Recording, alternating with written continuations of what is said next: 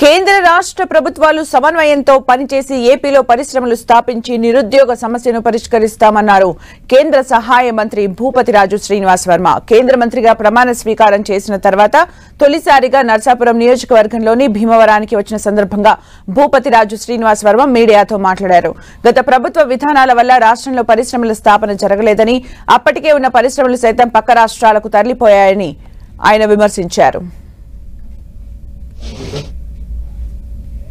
గత 5 సంవత్సరాల్లో ఈ రాష్ట్రంలో ఇప్పుడున్నటువంటి ప్రభుత్వ వైఖరి కారణంగా రాష్ట్రంలో ఏ ఒక్క పరిశ్రమ కూడా స్థాపించడానికి ఏ ఒక్క వ్యక్తులు కానీ సంస్థలు కానీ ముందుకు రాలేదనేటువంటి విషయం మనందరికీ కూడా తెలుసు.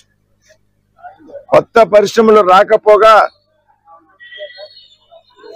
ఉన్న పరిశ్రమలు కూడా ఈ రాష్ట్ర ప్రభుత్వం యొక్క వేధింపుల కారణంగా బయట రాష్ట్రాలకు తరలి వెళ్ళిపోయినటువంటి పరిస్థితిని మనంతా కూడా చూసాం. దానికి చక్కటి ఉదాహరణ అమర్ రాజా బ్యాటరీస్.